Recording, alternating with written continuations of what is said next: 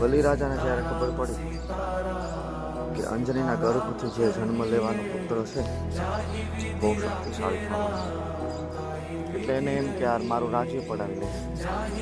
બલિરાજાએ છળ કપટ કરી અને કેસરીજીના રસોઈમાં ઝેર ભેળવી દીધું. એવું ઝેર કે કોઈ એ ઝેર ખાઈ લે તો એના ગર્ભમાં રહેલ દીકરો કે દીકરી જે હોય મૃત્યુ પામે. અને અંજનીમાં ખાઈ લીધું અને પછી હનુમાનજીનો જન્મ થયો. અને હનુમાનજીનો જન્મ થયો કાન અને કુંડળ કુંચિત કેસ. હનુમાનજીના કાનમાં કુંડળ સાથે આવ્યા. હનુમાનજી ઝેર હતું ને ઝેર એને કુંડળ બની ગયું. આવા હનુમાનજી. જય સિયારામ.